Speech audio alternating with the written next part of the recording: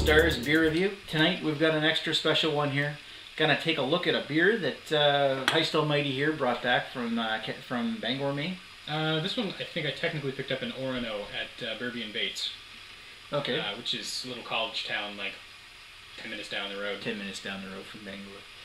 Anyway, we're going to look at the unfiltered version of Weyerbacher's Double Simcoe IPA.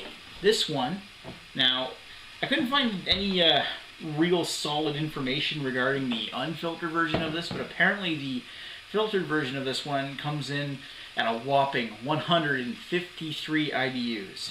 Since this one's unfiltered, a lot more of those the hop particles and residue left over might be in here, so it may even be more intensely bitter. Although I think now this is a couple months old, isn't it? You've had it since September? Yeah, it's been in the cupboard since September. And it's early November now, so... even still, though, I mean, in that same article that said the filtered version was 153, didn't it also say the human tongue tops out at like 100 IBUs? Like, it's 80 or something. I can't 80, remember. 90, like... Couldn't find that article before the show, so... It's very nearly twice as bitter as we could possibly even perceive, so... I don't think it really matters after a point. Anyway, it's unfiltered, and it is made with Simcoe hops, which is a new, relatively new type of bittering hop, which are intensely bitter, hence the 150 IBUs. Double IPA, or Imperial IPA style, and it weighs in at 9.0% ABV. And it has warning yeast sediment, so we're going to have floaties. Ew, floater. You do the honor, man. Oh! Okay, some smoke coming out of that, but nobody lost their eyes, so... See if we can hold that closer to the camera and see if we can make out some of the smoke that's coming out of that beautiful thing. Alright, you do the honors pouring because it's your beer. Alright, pour yours first. Sweet. Awesome. Holy crap, look how dark that bastard is. It looks pretty thick too. Oh, I'm getting a lot of head even though I'm pouring rather conservatively. That's alright, there'll just be more left in the bottle. We might not want to go right to the bottom. It's like... That is a strong smell coming out of that bottle. It's like apple cider color, man. And look how thick that is. It is darker than cider. Look, are you getting a lot of carbonation on the outside? Yep. I certainly am. It's just fizzing right up. Holy shit. Okay. That was under incredibly a lot of pressure. Look at that number ahead. I mean, half of this in each glass should be 173 mils, which each of these glasses should easily be able to take. I've still got that much left in the bottle. What size is the bottle? It's 750, right? Yeah, so 375 each. Yeah. Which these glasses are, standard beer, 12 ounce. So, I mean, it'd be a little up over the line, but it would still be manageable. Yeah, it'd probably be up close to the rim. It actually stopped. But it's like it's a sponge cake appearance. I actually stopped pouring when the head reached there, and it has crept up over the rim of the glass, actually. That actually looks really nice. That is just going insane. Look at that. That is going insane. But look at just... it's got muffin top. If you could see that in there, look at the carbonation. I think you might have moved a little too close to the camera. It's probably out of focus, but if you can really make that out...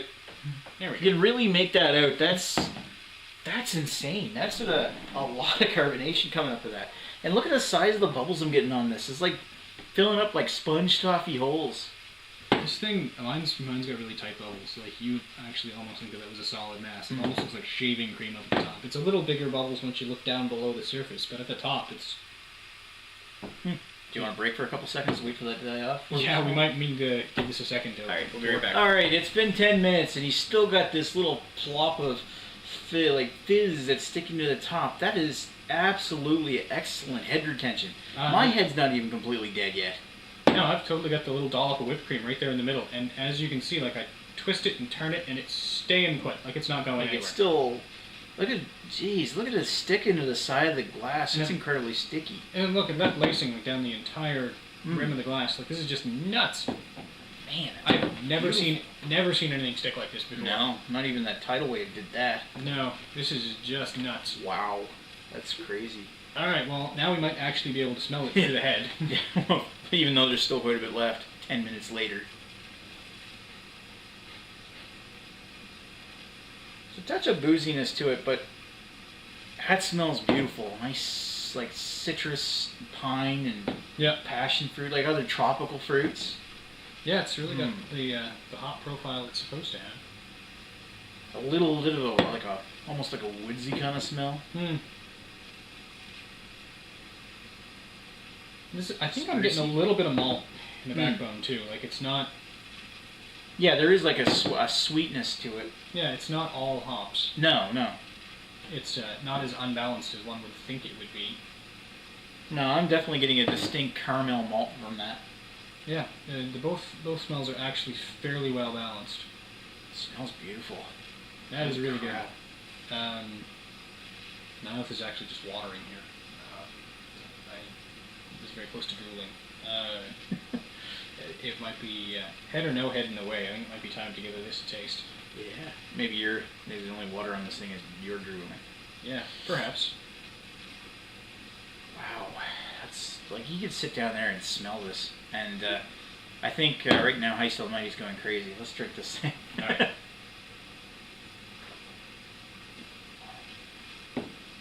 Wow.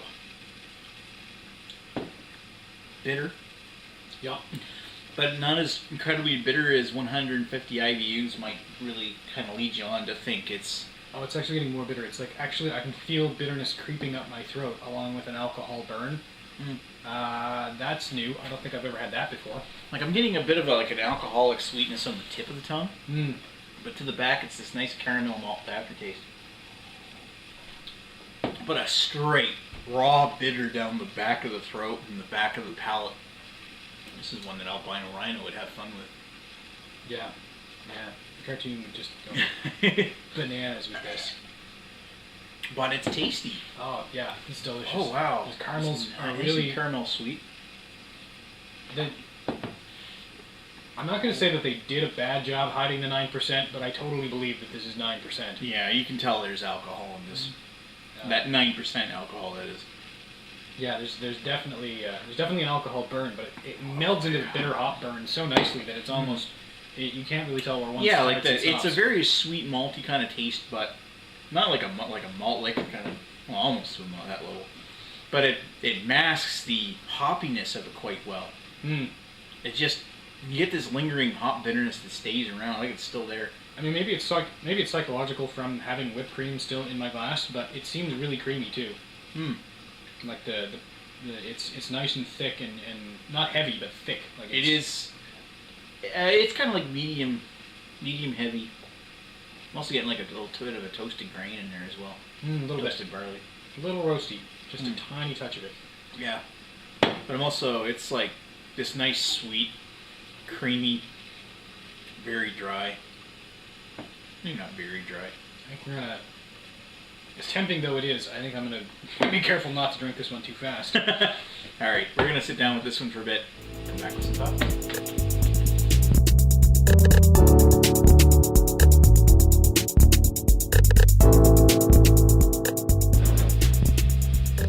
And we're back with Weyerbacher's Unfiltered Double Simcoe IPA. So what did we think of this one? Jeez. During the break, and Heist here was hoping that I had gotten it on tape, but I didn't, I dumped the floaties and all the residue that was in the bottom of the bottle into my glass here and then took a swig. And I found out where all the bitterness in this one had gone. Not all the bitterness, just a lot of Just a lot of it. Now I can see why this has got such high IBUs now. You were actually drinking it standing up and almost fell over. It was pretty hilarious. Yeah, it was. And I'm like, here, you try some. And you're like, no. No, thank you.